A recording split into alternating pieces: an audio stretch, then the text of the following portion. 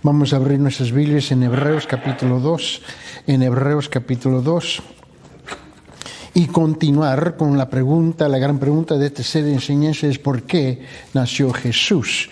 Y en Hebreos capítulo 2 del versículo 9 hasta el 18 en cuanto estamos tratando aquí, y vamos a regresar porque nuestra costumbre es de simplemente regresar al contexto completo antes de detallar el texto en particular.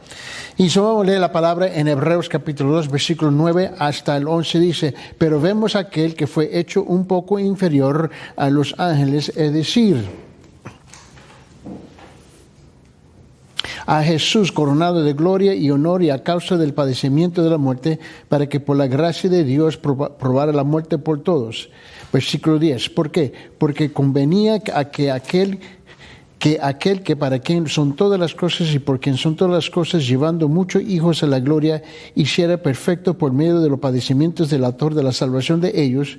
En versículo 11, ¿por qué? Porque tanto el que santifica como los que son santificados son todos de un Padre, por el cual Él nos avergüenza de llamarlos hermanos, diciendo: anunciaré tu nombre a mis hermanos. En medio de la congregación te cantaré himnos, y otra vez yo en él confiaré, y otra vez he aquí yo y los hijos que Dios me ha dado. Así que por cuanto los hijos participan de la carne y sangre, él igualmente también de lo mismo, para anular mediante la muerte el poder de aquel que tenía el poder de la muerte, es decir, el diablo, y librar a los que por el temor y la muerte estaban sujetos a la esclavitud durante toda la vida. ¿Por qué? Porque ciertamente no ayuda a los ángeles, sino que ayuda a la descendencia de Abraham. Por tanto, tenía que ser hecho semejante a sus hermanos en todo, y a fin de que llegara a ser un misericordioso y fiel sumo sacerdote en las cosas que a Dios atañe, para hacer propiciación por los pecados del pueblo. Pues por cuanto los pecados del pueblo, dice, por cuanto él mismo fue tentado en el sufrimiento, es poderoso para socorrer a los que son tentados. Hemos estado tratando sobre estos versículos y contestando y respondiendo que hay 5 cosas en particular en cuanto el Señor quiere relatar aquí en las Escrituras sobre lo que hizo el Señor por nosotros a través de su nacimiento, en cuanto automáticamente se convierte en su muerte. Sabemos que no hay vida si no hay muerte. Esa es la realidad. Todo el mundo quiere hablar de la vida, pero imagínense, el tema de morir es un tema que espanta a muchas personas y las personas no quieren hablar de ese tema. Y es comprensible, yo lo entiendo. Pero imagínense si nadie muere. Imagínense por un momento, si ya tenemos 8 billones de habitantes en la Tierra. Imagínense 32 billones. Imagínense que nadie muere. Tenemos 32,000 personas en la ciudad. Imagínense que se convierte en 500,000. ¿Hay suficientes carreteras? ¿Hay suficientes casas? ¿Hay suficientes facilidades de medicina, médico, tiendas? No puede soportarlo. Bueno, vamos a ponerlo un poquito más básico. ¿Hay suficiente agua para sostener 500,000? ¿Hay suficiente poder, electricidad, energía? No. Este es el asunto. Y la vida es un ciclo donde aquellos que apartan de la tierra y otros nacen. Esta es la realidad del asunto. Cuando hacemos la pregunta de por qué nació, él nació con el propósito de morir. Y si él no muere, nadie nace de nuevo. Este es el asunto aquí. Note bien conmigo, por favor, en respondiendo a esta pregunta de por qué nació Jesús.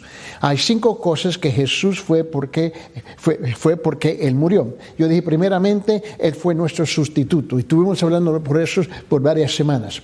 Y en segundo, Él es el capitán de nuestra salvación. Es aquí donde hemos estado por 2 semanas. Él es el capitán de nuestra salvación. Y quiero que vea que algo sucedió en un periodo de tiempo de 3 horas. 3 horas. Y la gente, ¿y por qué 3 horas? Bueno, podemos especular.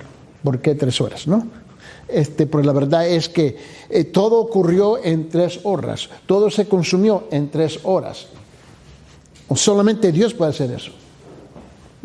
Él cumplió toda la santificación, toda la redención, toda la propiciación, todo en 3 horas, que es incomprensible para nosotros porque nuestras mentes, nuestros pensamientos, nuestro ser es finito, para Él es infinito. Ahora, como nosotros somos finitos, es difícil entender un Dios infinito.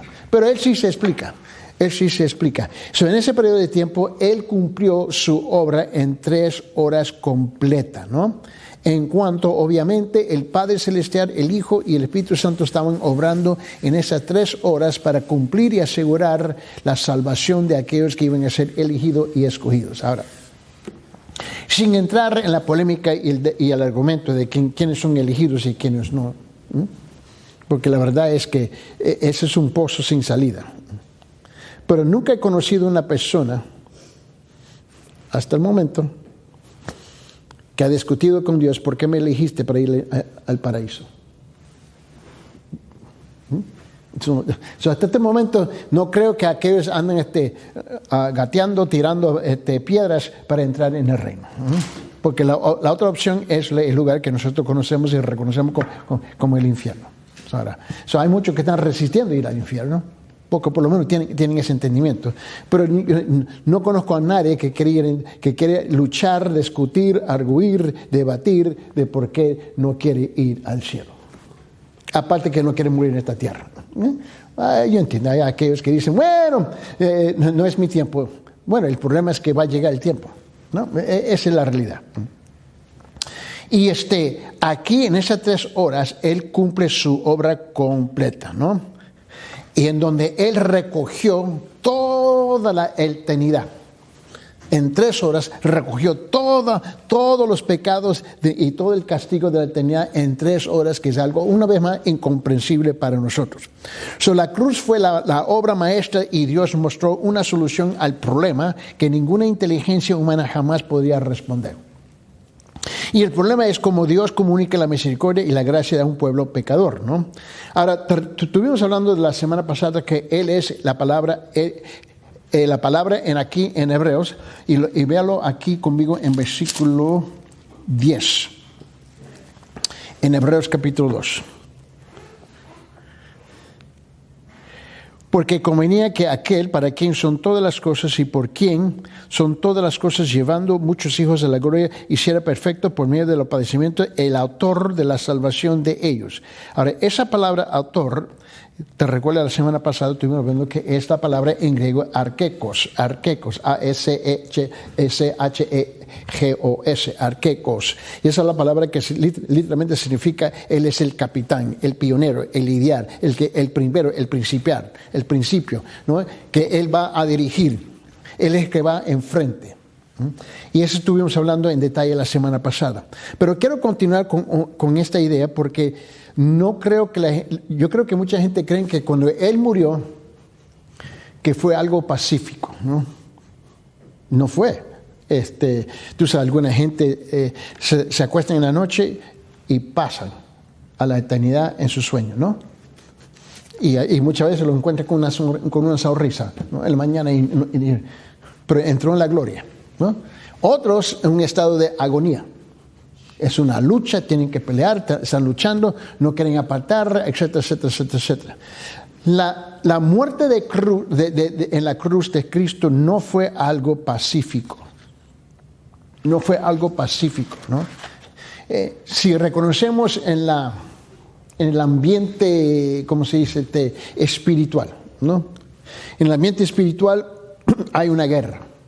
Y en esa guerra es donde Él tuvo que luchar en esas 3 horas colgado en la cruz, ¿no?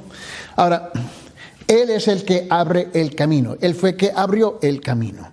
Y años atrás yo compartí esto y lo voy a compartir hoy día, porque recuerdo una leyenda hace algunos años de un patriota suizo.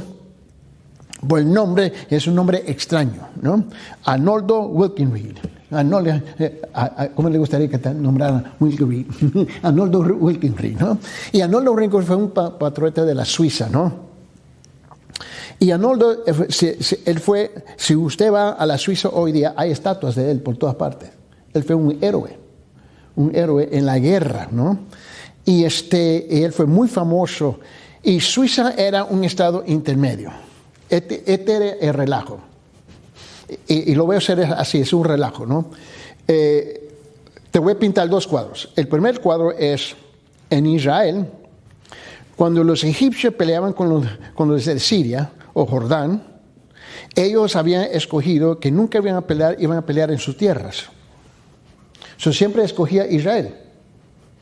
Te espero, es como de niño, te espero en la esquina, ¿no? O como niño, te espero cuando salimos de la escuela, ¿no? Te espero afuera, en el parqueo, ¿no? Ahí te espero. Ellos usaban Israel así. Los egipcios, los jordanes, los siriacos y todo lo demás, lo que hacían es, te esperamos en el campo. Ahí llegaba todo el ejército de los egipcios y llegaban todos los ejércitos de Siria o cualquier... y escogían a Israel el lugar para pelear. Y eso sucedía todo el tiempo, hasta que Israel dijo, hasta aquí, ya no aguantamos.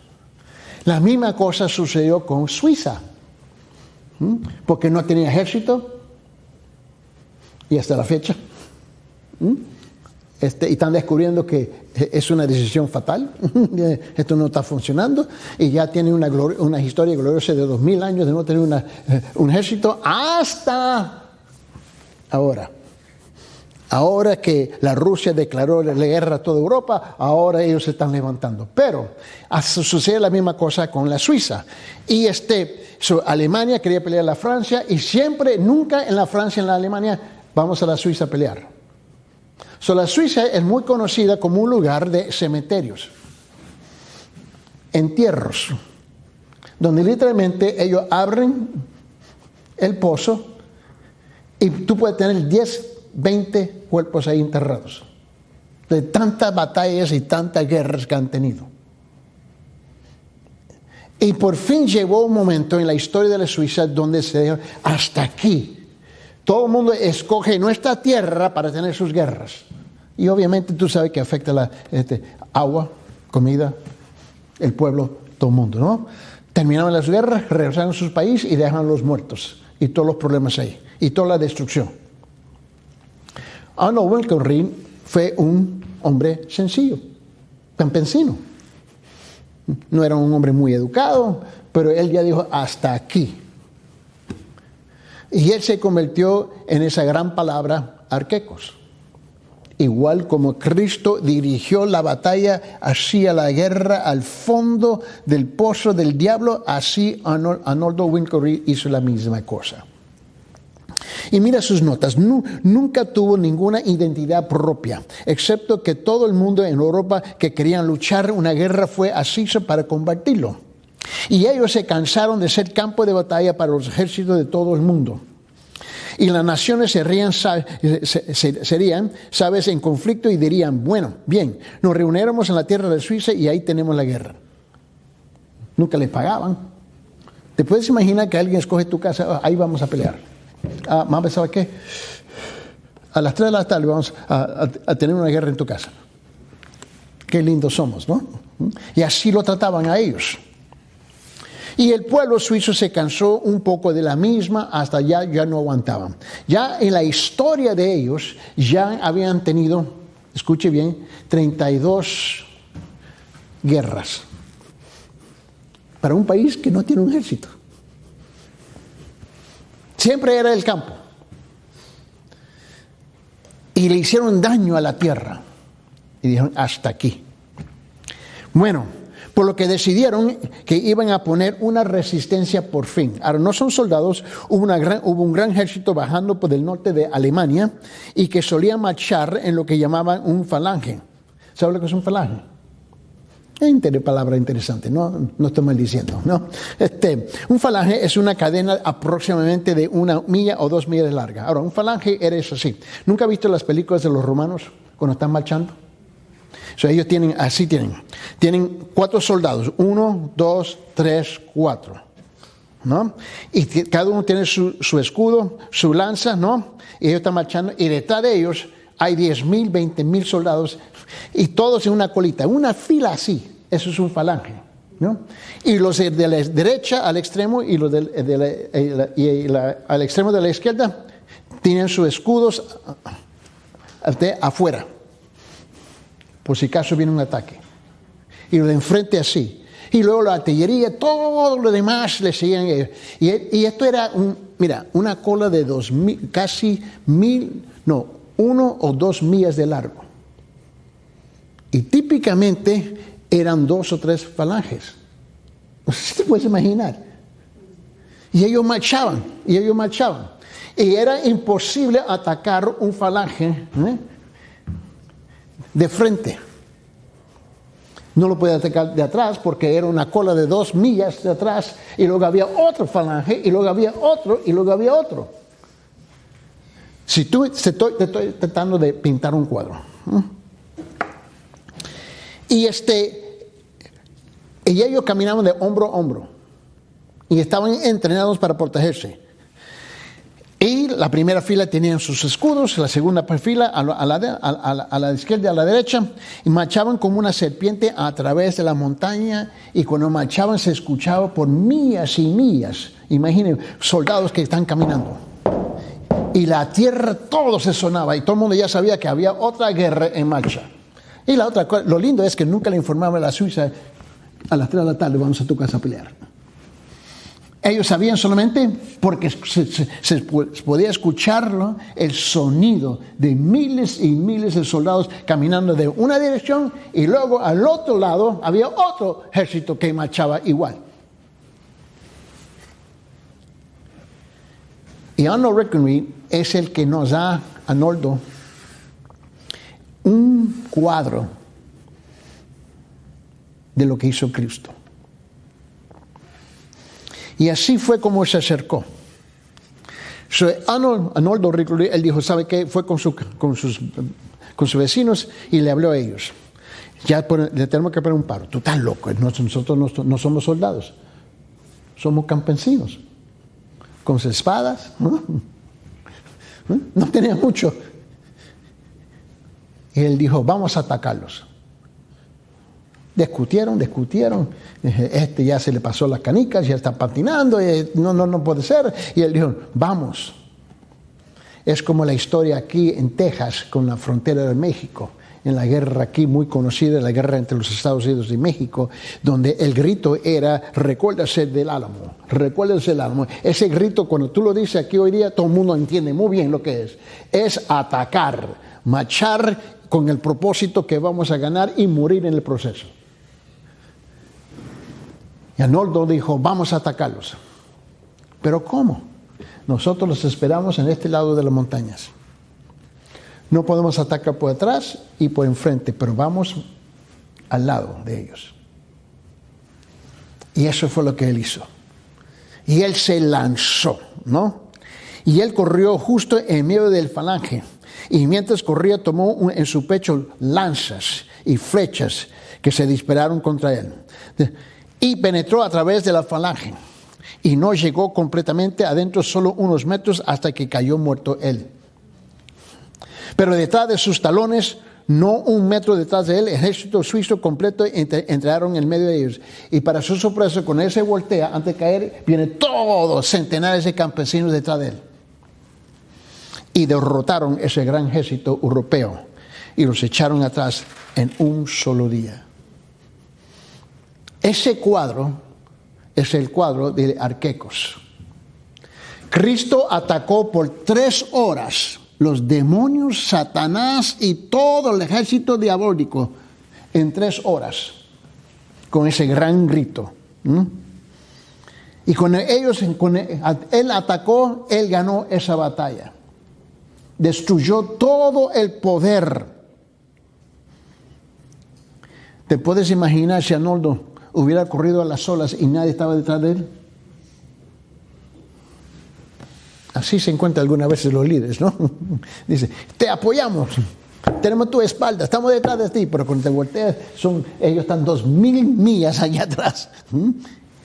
Pero él no necesitaba un ejército, Jesús, ni siquiera los ángeles. Cuando nosotros hablamos que él es el Arquecos, otra vez, versículo 10, Hebreos, capítulo 2. capítulo 2, versículo 10.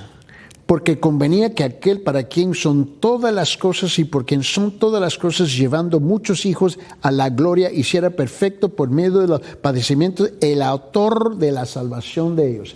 Esto es lo que significa la palabra autor. Autor aquí no es que él escribió un libro. Es una mala traducción. Este es otro ejemplo de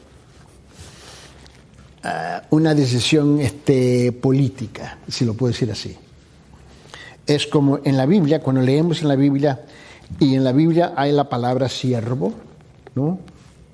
Y es interesante que la palabra siervo en el Nuevo Testamento, en el Antiguo Testamento, no es el siervo que nosotros pensamos. Tú sabes, tú vas a un restaurante, ¿no? Y el mozo, el mesero, ¿no? Te va a servir el plato y aquí, en los Estados Unidos le pagan un sueldo y más bien se espera que se le deje una propina, ¿no? Esa es la costumbre cultural aquí. Y porque la persona te viene a servir.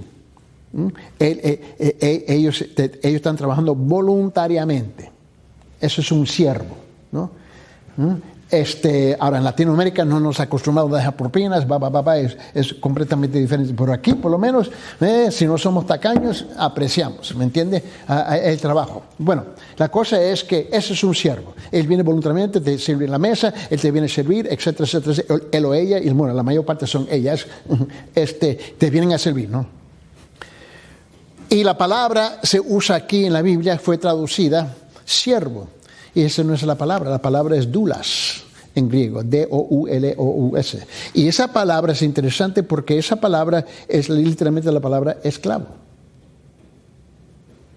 Ahora, cuando se escribió, se tradujo la Biblia original en inglés, la versión autoritativa o también la versión King James en inglés en el siglo de los 1500. La Inglaterra estaba saliendo de una guerra civil, estaba saliendo de una guerra contra los esclavos y por fin políticamente tuvieron que llegar al punto de reconocer que la esclavitud no era algo que ellos iban a abrazar más. Esa esclavitud era entre ellos mismos, anglosajones esclavizando a otros anglosajones en ese tiempo. Y cuando ellos salieron de esa época, ¿no? Y comenzaron a traducir la Biblia en inglés, ellos tomaron la decisión políticamente de no usar la palabra esclavo, a pesar que eso es lo que decía la idioma original.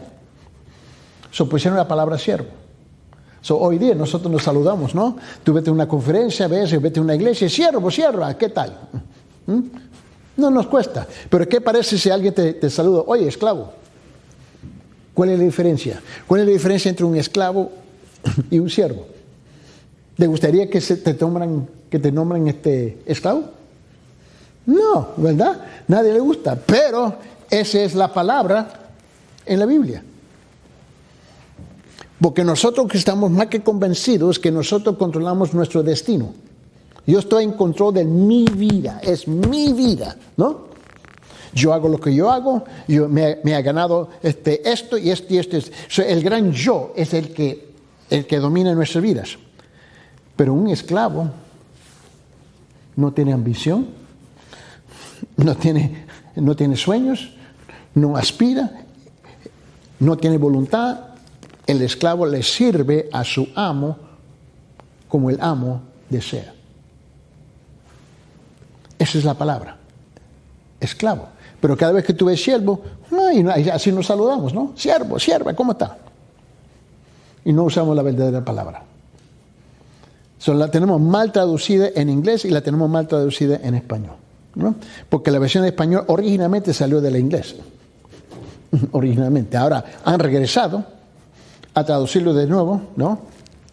De los manuscritos originales. Ahora, comparto esto con esta razón. ¿Por qué? Porque ahora cuando tú llegas a Hebreos capítulo 2, versículo 10, ¿no? Porque convenía que aquel que para que quien son todas las cosas y por quien son todas las cosas, llevando muchos hijos a la gloria, hiciera a perfecto por medio de los padecimientos al autor de la salvación. Autor. Y la gente lo lee y dice, bueno, sí, él es el autor, escribió la Biblia. Pero esa no es la palabra. La palabra es arquecos. El que con una tremenda violencia atacó y lidió un ejército. Y él va primero. Típicamente en el ejército el capitán se da el lujo, le dice a todos los soldados, vayan a atacar. En la Biblia el capitán no manda atacar, él ataca primero. Ahí está la gran diferencia. Por esa razón, de las 5 cosas que estuvimos hablando y que yo mencioné, ¿no? Es que Él es el capitán de nuestra salvación. Él personalmente fue a la batalla. Él personalmente fue a luchar. Él personalmente dio su vida para liberarnos de las garras del infierno. Eso es lo que Él hizo.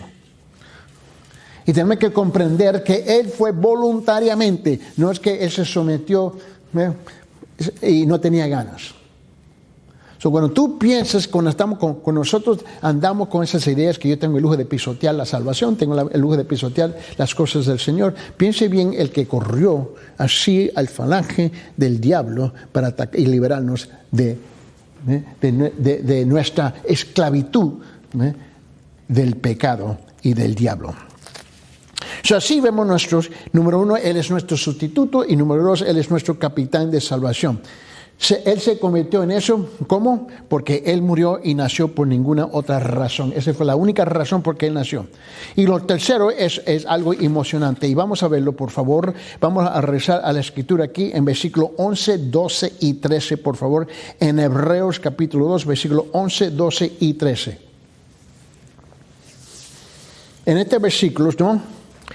Él se convierte, número 3, en nuestro santificador, que es muy, muy diferente, santificador. Mira lo que dice.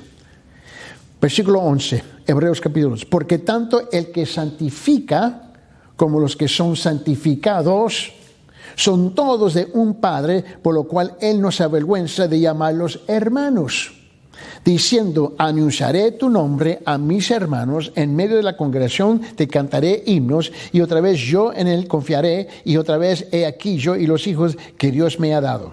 Ahora, lo interesante de esta porción de Escritura, juntamente con capítulo 5, capítulo 10 de Hebreos, es que aquí hay un diálogo entre el Hijo y el Padre, y por la primera vez nosotros tenemos un vislumbre. En entrar es como viendo la pantalla en la televisión, ¿no? Y vemos 2 personajes que están hablando, uno con el otro.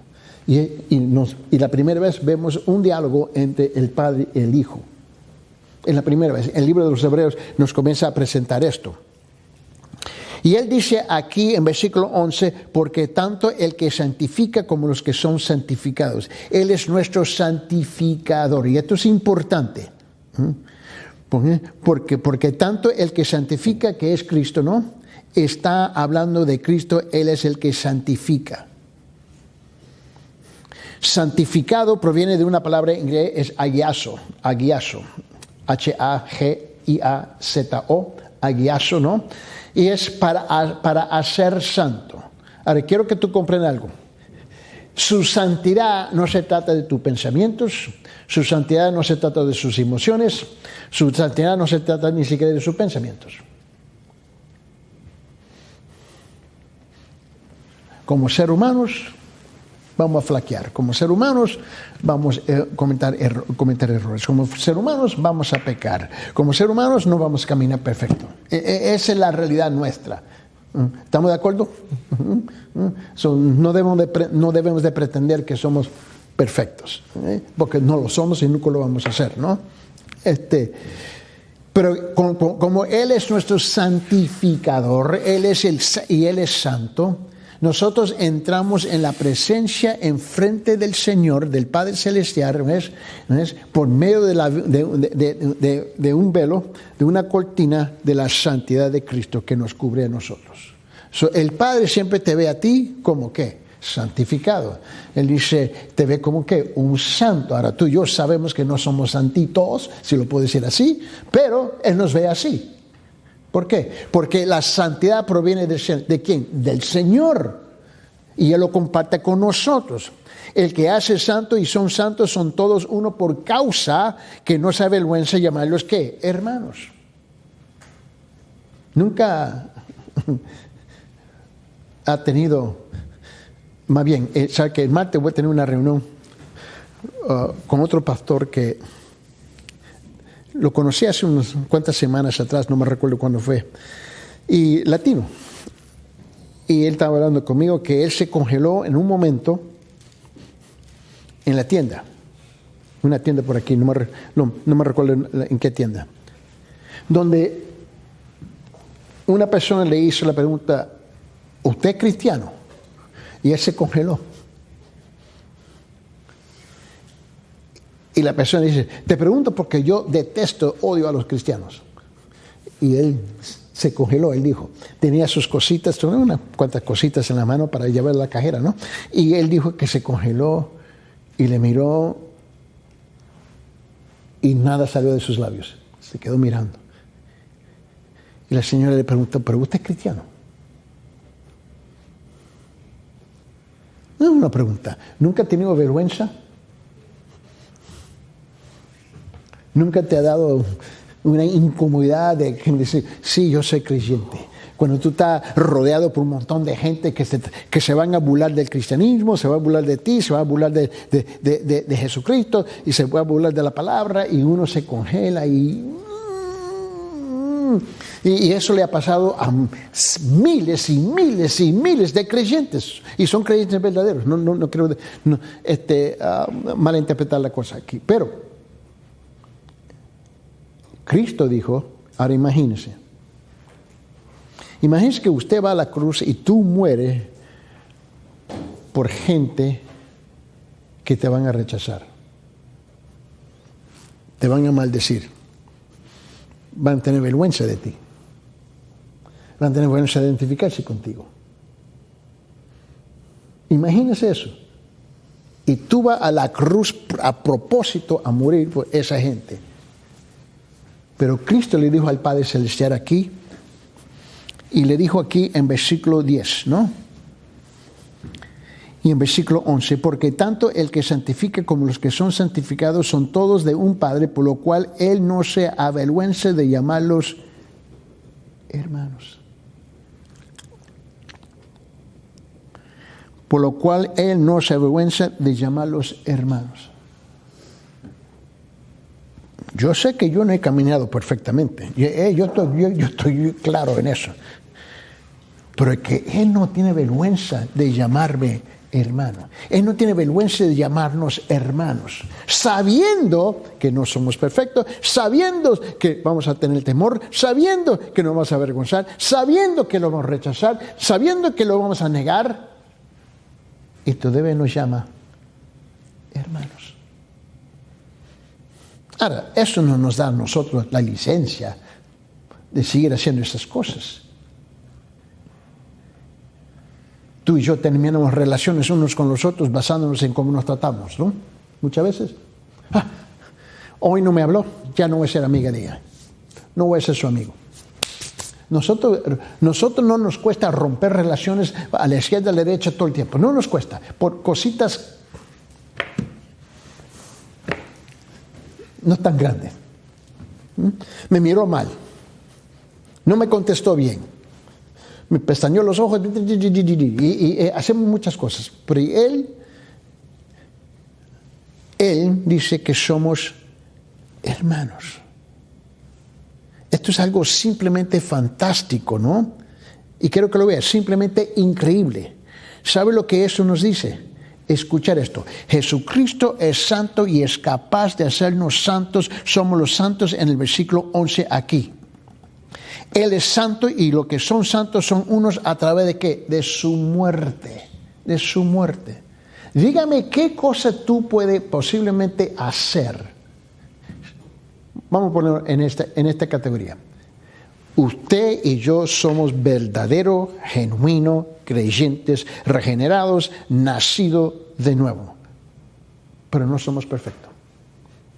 Somos capaces de decir y hacer lo que no se debe decir y lo que no se debe hacer, pero lo hacemos y lo decimos, ¿no?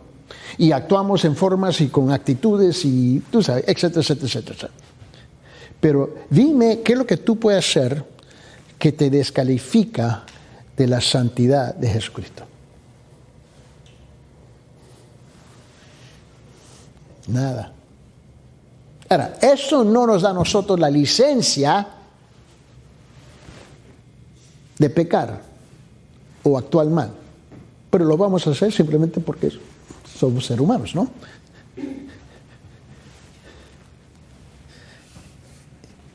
Y la gente vive con la conciencia de culpabilidad. Me siento mal. Me siento mal. Y algunas veces cuando la gente se siente mal, se alejan de ti, ¿no? Nunca tengo una persona que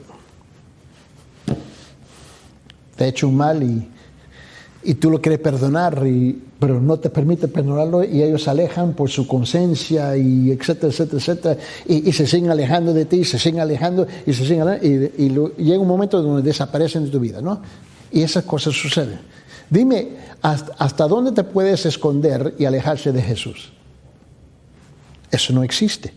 No existe. Porque mira lo que él dice, porque en versículo 11, porque tanto el que santifica como los que son santificados son todos de un Padre, por lo cual él no se avergüence de llamarlos hermanos. Jamás. A través de su muerte y nuestra fe en él, creyendo y recibiéndolo como Salvador, como somos declarados santos. ¿Te das cuenta de esto? Esa es la verdad posicional. Mi posición es en Cristo. Tú y yo nos vemos como nos vemos, ¿no? Pero Dios, el Padre, nos ve diferente. Él nos ve a nosotros y nuestra posición es en Cristo. Cristo siempre está enfrente de tu persona. Es como el escudo, ¿no? De un soldado, ¿no? Él, cuando el Padre te ve a ti, Él te ve a ti a través de la sangre de su Hijo, a través de su Hijo. Él no te ve ya, a las solas. Su posición es en Cristo, su santificación es posicional, su posición es en Cristo. No importa por dónde tú caminas, por dónde tú andas, enfrente de tu persona está la santificación, el escudo de la santidad de Jesucristo que está enfrente de tu persona a los ojos del Padre Celestial. Eso es lo que quiere decir posicional. Dime qué es lo que tú puedes hacer para perder su posición. No es posible. Ahora, yo entiendo que la iglesia está dividida, las iglesias están divididas, se pierde la salvación, no se pierde la salvación. Yo comprendo todo eso. Pero yo siempre le pregunto a ellos, muéstrame en la Biblia, muéstrame los versículos precisamente, implícitamente, explícitamente, donde dice, tú fallaste y ha perdido su salvación. Dame el versículo. Y es porque así nos tratamos unos a los otros. Es fácil descartarnos unos a los otros. Es fácil descartar a otra persona. Chao, lárgate. Jamás te quiero ver en esta vida. Los humanos hacen esas cosas unos con los otros. Y aún en las iglesias lo hacen así. Pero nosotros no tenemos el lujo. Porque Cristo nunca se deshace de nosotros. Delante de Dios, por su fe en Cristo Jesús, eres santo. Si usted conoce a Cristo, ahora en lo práctico debéis actuar como Él. Santo. Santo, ¿todavía hay pecado en nuestra vida? Sí, pero posicionalmente delante de Dios somos santos y eso es algo difícil de captar. Tu hija no camina como debe de caminar, tu hijo no camina como debe caminar. Pregunta, ¿sigue siendo tu hija, tu hijo? Seguro que sí. Si no cambia, que te agrada es otra cosa, que no te gusta es otra cosa, pero sigue siendo tu hijo, sigue siendo tu hija. como estaba compartiendo la semana pasada, cuando iba a ministrar en las prisiones, ¿no? Y ahí afuera esperan a los padres. Y en África, la costumbre en Sudáfrica era que nosotros los pastores entrábamos a la prisión para ministrar con la gente y sabían a fecha cuando iban a llegar los pastores para ministrar a sus queridos adentro, y las familias se quedaban afuera. ¿Cómo está mi hijo? ¿Cómo está mi hija? Querían saber, aunque era un homicidio, pero es mi hijo. ¿Por qué? Su posición no cambia porque es su hijo. Nuestra posición no cambia, somos sus hijos. Él dice en versículo 11, en Hebreos capítulo 2, porque tanto el que santifica como los que son santificados son todos de un Padre, por lo cual Él no se avergüenza de llamarlos ¿qué? Hermanos. Y tú haces la pregunta, pero ¿cómo funciona eso? ¿Cómo trabaja eso? No entiendo cómo trabaja eso. Mira, cuando Cristo murió en la cruz, en cuanto de mi pecado, Él pagó. ¿Cuánto de su pecado Él pagó? ¿90%? ¿80%? 99.99.99. Ahí está el ingeniero. 99.99.99. No, todo, ¿no? Toda ella, toda la misma, todo. Que yo peque otra vez es otra cosa. Es otra cosa. Permíteme. Primera de Juan capítulo 1. Primera de Juan capítulo 1.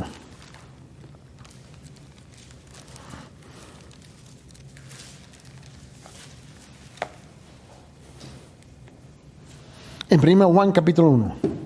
Mira lo que dice comenzando con versículo 5, por favor, en sus Biblias. 1 Juan capítulo 1, comenzando con versículo 5 hasta el 9. O 10. Y este es el mensaje que hemos oído de Él y que nos anunciamos. Dios es luz y en Él no hay ninguna tinieblas, ¿no? No hay tinieblas alguna. Si decimos que tenemos comunión con Él, pero andamos en tinieblas, mentimos y no practicamos la verdad. Mas si andamos en la luz como Él está en la luz, tenemos comunión con los unos con los otros, y la sangre de Jesús, su Hijo, nos limpia de todo pecado. Si decimos que no tenemos pecado, nos engañamos a nosotros mismos y la verdad no está en nosotros. Si confesamos nuestros pecados, Él es fiel y justo, ¿para qué? Perdonarnos los pecados. ¿Y para qué? Limpiarnos de toda maldad. Si decimos que no hemos pecado, le hacemos a Él que mentiroso y su palabra no está en nosotros. Ahora, eso no nos da a nosotros la licencia para seguir pecando, pero la verdad es que vamos a pecar. Esa es la realidad. Individualmente, cada vez que uno va a pecar, voy delante del Señor, Señor, perdóname. Regué la cosa, dañé la cosa.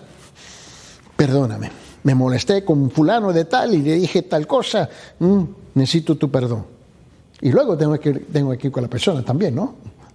Porque pequé primeramente contra Dios primero y luego contra la persona. Porque la persona fue hecha a la imagen de Dios. Bueno, Arturo, perdóname, no te debería haber dicho tal cosa, pero tengo que ir con el Señor primero. Ahora, en ese momento, ¿qué es lo que Él hace? Te perdona. ¿No? Ya. Ahora, eso ya no está en su registro. Ya está borrado. Por esa razón necesitamos a comprender lo que el apóstol Juan nos está diciendo en la primera epístola de Juan, ¿no? Es ir y arreglar esas cosas individualmente. No se van acumulando. No se van acumulando. Ahora, desde el momento que usted nació hasta la fecha, el día que usted llegó a los pies de la cruz de Jesucristo, de su nacimiento hasta el día que tú llegas a la cruz, todo eso acumulado es perdonado en el día de su salvación. Todo. Ahora, ¿te sientes mal por cosas que has dicho y has hecho en tu pasado? Bueno, esos son tus sentimientos. Es parte de su conciencia. Porque entonces hay consecuencias, ¿no? Lo tenemos que vivir. Pero de la cruz hasta el día que tú entras en la gloria, Vamos a pecar, perdonado, pecar, perdonado, pecar, perdonado, pecar, perdonado, etcétera, etcétera, etcétera, etcétera, etcétera. ¿Por qué? Porque su posesión es en Cristo Jesús. No está en su religión, no está en su práctica, porque nadie puede practicar el cristianismo perfecto. Él es nuestro santificador. Eso es. Esto significa que Dios no me hace responsable de algún pecado en términos de la sentencia. ¿Por qué? Porque, ¿quién fue sentenciado? ¿Yo o Jesús?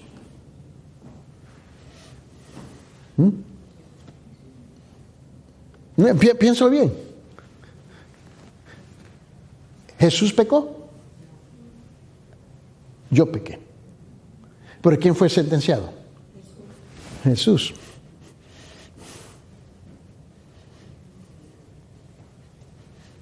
El único inocente.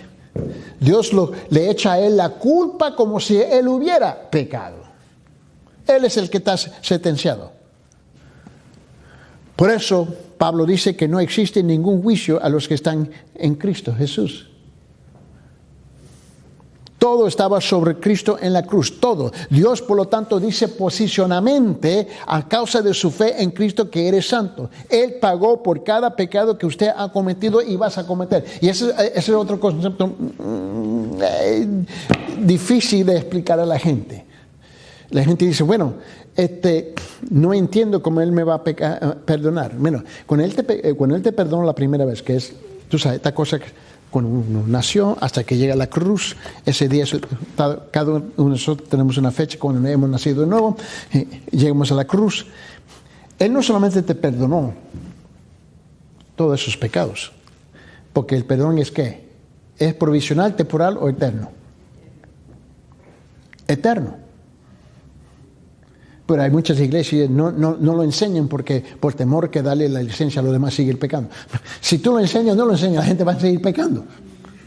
Es como hablar de la muerte, ¿no? La gente no habla de eso porque si tú hablas de la muerte va a suceder. Papito, no sé si nadie te ha dicho, pero tú y yo vamos a apartar esta tierra. Si hablas o no hablas de ella.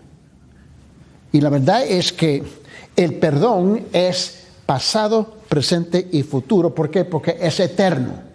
Pero eso no nos da la licencia para vivir habitualmente en pecado. Pero que vamos a pecar, seguro que sí. No estoy aquí para animar a los pecadores para que sigan pecando. ¿Entiendes? No estamos haciendo eso. ¿Por qué? Porque Él es nuestro santificador. Su santidad es la que cubre nuestra vida. Y ahora sabemos que no es licencia porque el amor no lo permite, ¿no es cierto? Eso es Él. Pero tú sabes que si conocemos a Jesucristo, ¿eres qué? Santo. Que alguien no te ve que eres santo es otra cosa, pero ¿qué me importa? Si tú no me ves santo, no me ves santo, está bien. Pero Dios me ve santo. ¿A través de qué? De escudo de la sangre de Jesucristo que cubre mi vida. Ahora, la pregunta es, ¿qué es santo? Perfectamente justos. Ahora, esa es la verdad posicional. Dios dice incluso que eres santo, si eres santo, si eres santo. ¿Sabía eso? Eres santo. Que las otras personas no te ven igual, es otra cosa. Por eso dice ahora incluso a los corintios, él tuvo que tratar con la iglesia de los corintios, y sabe que la iglesia de los corintios al principio era una iglesia difícil, pero súper difícil. Eran canales y subculturales. Todo lo que dominaba sus vidas era su cultura. No era la escritura, era la cultura. Y ellos podían excusarse, explicarse y salirse de su responsabilidad a través de todas las normas culturales. Y Pablo tuvo que luchar con ellos por 18 meses, ¿no? Y esa iglesia era una iglesia difícil, pero terminó bien. Si tú tomas el tiempo de estudiar 2 de Corintios, tú vas a descubrir que esa iglesia terminó bien. Comenzó mal, pero terminó bien. ¿Por qué? Porque ellos captaron la idea de la santidad de Jesucristo. Que su santidad no era en ellos mismos, estaba en la persona del Señor Jesucristo. Amén. Vamos a orar. Señor Padre, en esta mañana, Señor, en cuanto has hecho un gran desafío en nuestros corazones, con el propósito de despertarnos a la realidad de quién eres verdaderamente en nuestras vidas. Eres nuestro escudo, nuestro santificador. Porque primeramente fuiste nuestro sustituto, luego el capitán de nuestra salvación, y ahora nos viene a santificar. Señor, estamos captando y entendiendo por qué naciste, para asegurar que nuestra relación contigo nunca se termine y podemos entrar en tu gloria y estar contigo siempre, para siempre, para siempre. Gracias, Señor, en el nombre de Jesucristo. Amén.